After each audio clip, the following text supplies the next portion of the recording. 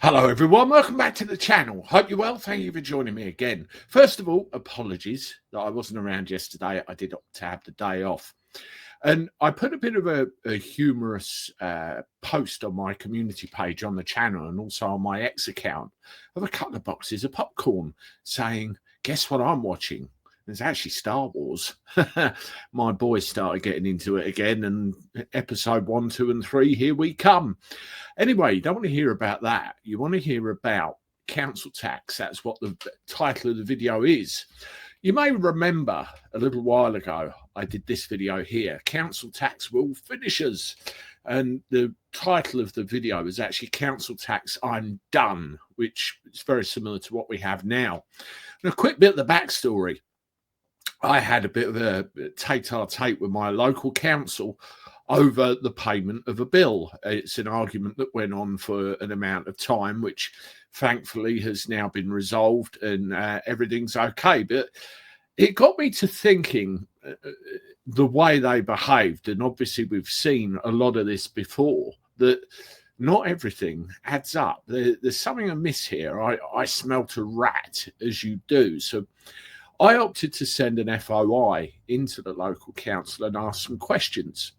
I've had a reply to that FOI, and I wanted to share some of that information with you now. So I'm going to bring it up on the screen, and you can see it here.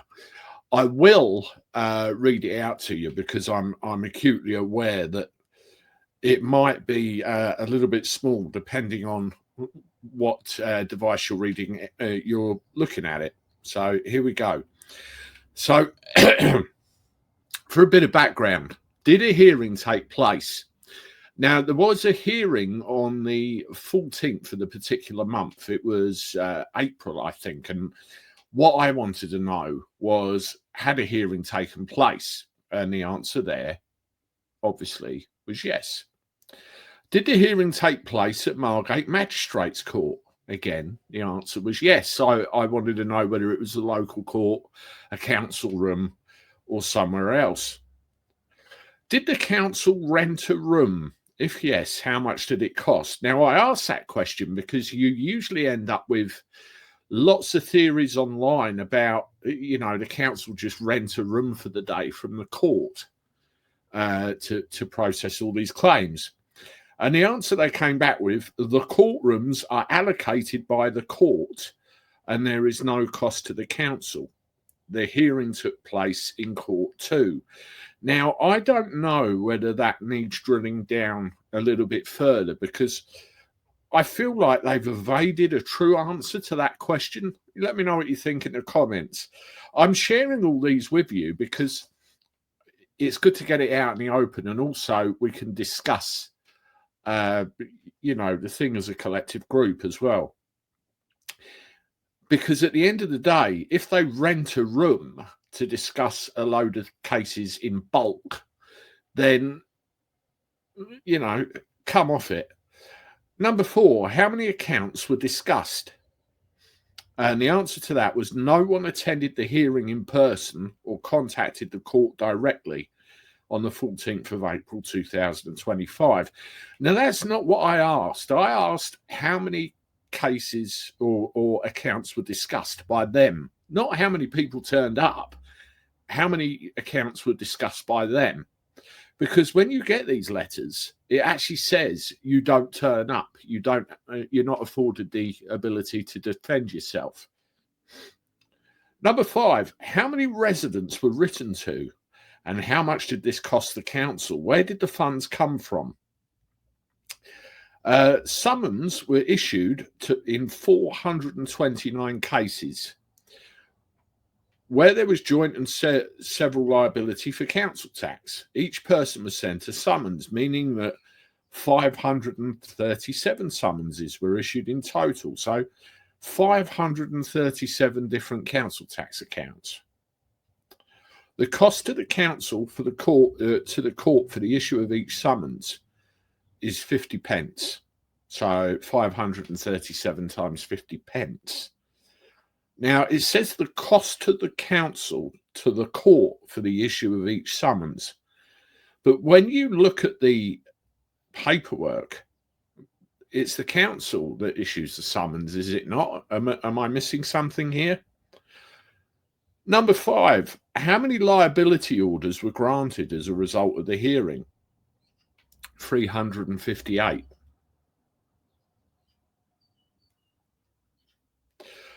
If liability orders were granted, were they granted individually or in bulk? And the answer I got, this is one of the very telling things. The magistrates reviewed the court list with each case individually named. So, of course, there's individual names on the court list. You've just told me there's 537 summonses, so they're going to be listed individually, aren't they? Evidence under oath was given by the representative of Thanet District Council. I know who that was. And liability orders were granted in bulk. Now, I've heard black belt barristers say before that that's just a time-saving measure for the amount of summonses, but surely that's not right. Surely that can't be allowed to happen, because it's in bulk, no signatures of any kind from any parties, and no person has been afforded the opportunity to defend themselves. Number 7, who produced the summonses for the hearing on the 14th and on whose authority? The summonses were produced and sent on behalf of Thanet District Council following the cases being checked and authorised by the temporary legal team manager of East Kent Magistrates Court. So it seems a bit of a contradiction with an earlier thing, doesn't it?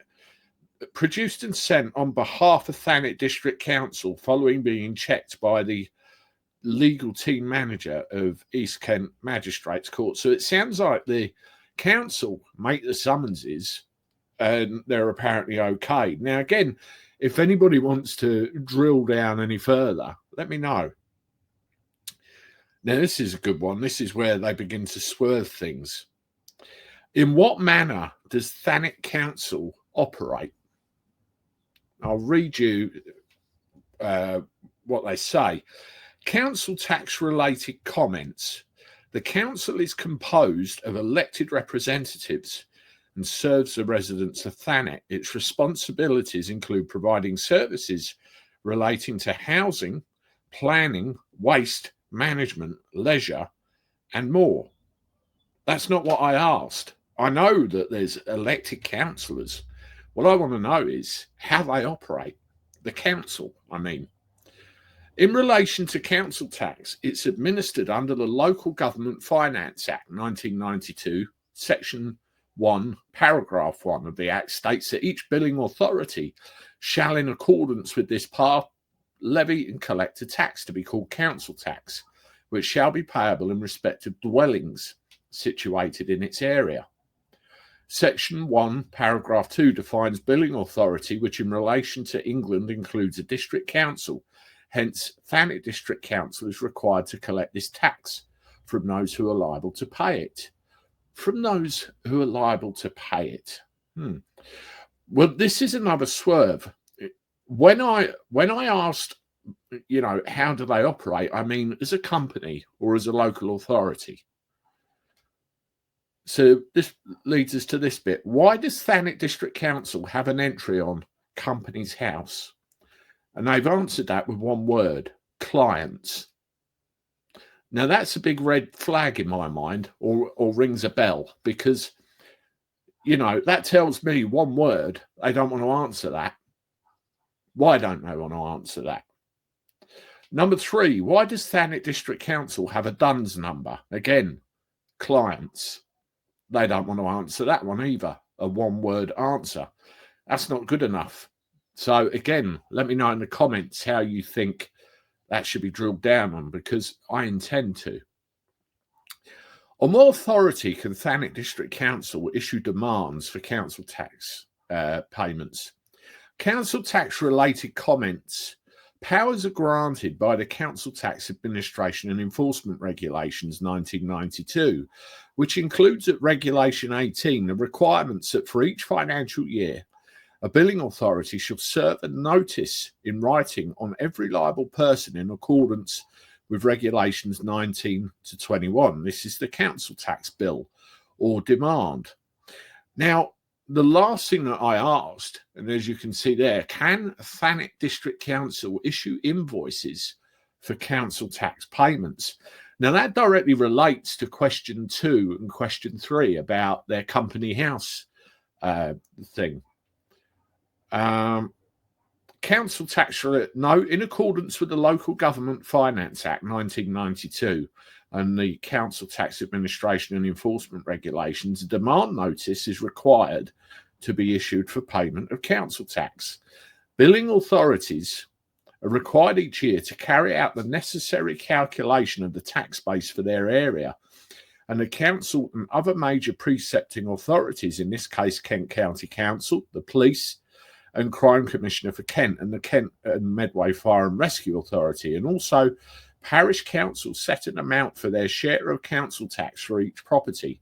In simple terms, council tax is worked out by looking at what money is required to run the services provided based on what budgets have been set for the coming year. The total amount of council tax that needs to be collected is then identified as the difference between the budget and the money already available. So what we're in effect doing is paying for a deficit. Now, there's a couple of things that stand out there very much. And let's take that from the screen. I said to them, why are you on Companies House and why do you have a DUNS number? Clients.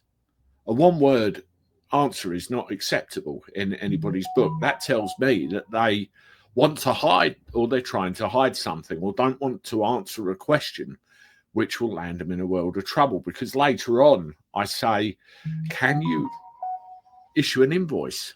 And again, they won't answer it. I'm going to go back to them. I'm going to ask more questions because I think it's warranted, particularly those particular answers that they gave. Let me know what you think in the comments, and if you have any suggestions or ideas about how to drill down that a little bit further, then I'm all ears. Let me know. Thank you very much, everybody. I will be along tonight for a live stream, a chat with everybody, so look forward to seeing you then. Please hit the like button on this, share it around because it's important information. Subscribe to the channel, and as always, I look forward to talking to you soon. Toodaloo.